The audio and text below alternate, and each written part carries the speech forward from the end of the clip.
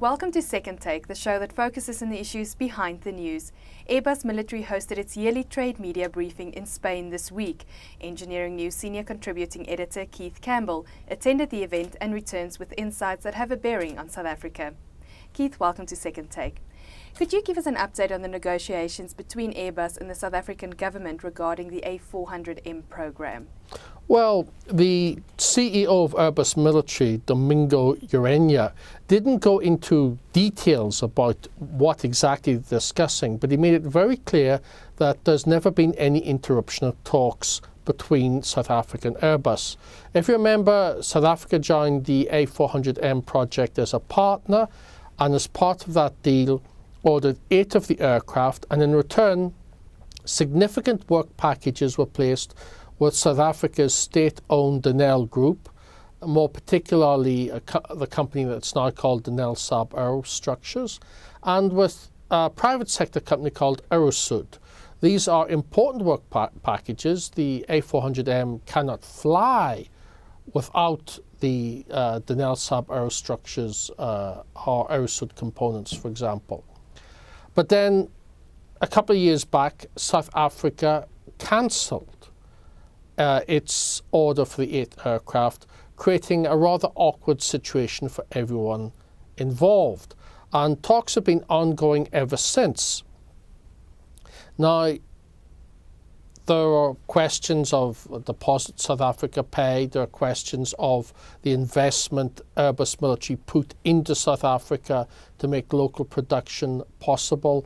There are questions of whether, if South Africa doesn't acquire the aircraft, can the country legitimately continue to make components for the aircraft. It is clear that Airbus Military is not in any hurry to rush the issue. They have no problems whatsoever with the production by Aerosud and by Denel Saab Aerostructures. Urena said that in industrial terms there's no need to make a change at all, and also in industrial terms they're clearly reluctant to make a change because that would affect the production schedule of the aircraft. And they also hope that South Africa will rejoin the program. It was very significant that he stated that there was no time limit to the negotiations. He said that is not a way to treat a customer. The South African Air Force is also still weighing up its strategic lift program. What are the current options? Well, this is where Airbus is hoping that an arrangement can still be reached with South Africa. Recently, the chief of the South African Air Force, Lieutenant General Kolo Kagiano, made it clear that the country still required strategic airlift aircraft. This is to move helicopters into other parts of Africa to support peacekeeping operations there.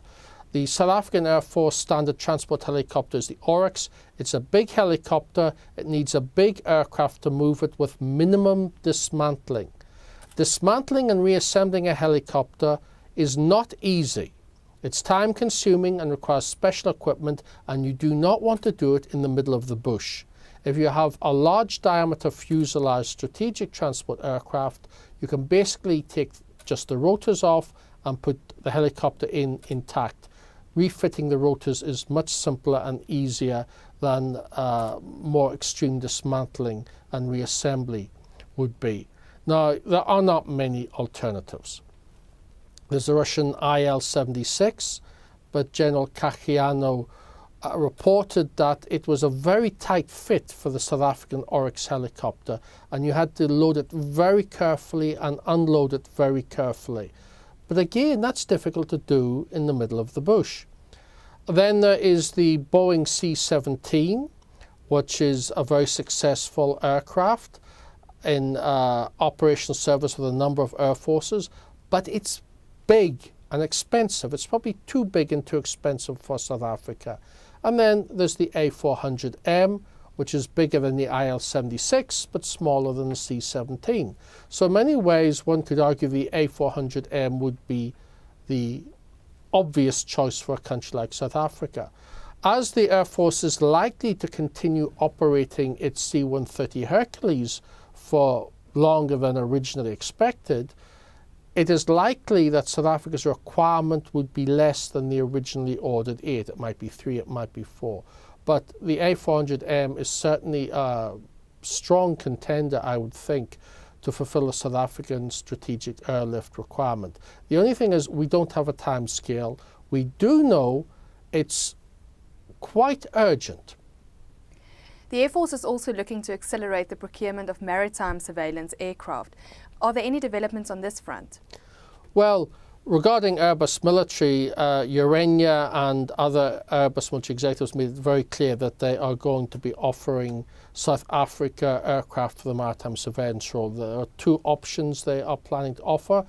The smaller CN-235, which is in operation in the maritime surveillance role with a number of countries, including the United States Coast Guard, and the bigger, but it's not a big aircraft, one could say medium-sized aircraft, C-295, which is also in operation in the maritime surveillance role with a number of countries, including the Portuguese Air Force.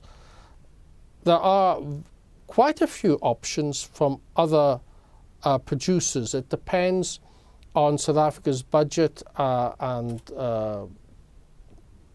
requirements. The Air Force has indicated that they're looking at a smaller plane. A plane that's been mentioned is the Beechcraft King Air 350, which is smaller than the CN-235. The interesting thing is that the South African Air Force already operates both King Airs, earlier versions of the King Air, and CN-235, which would suggest that Beechcraft and Airbus Military may have a head start over the very many other possible alternatives in this field. Keith, thank you very much. That is the Second Take show for this week. Thank you for watching and join us again next time for more news analysis.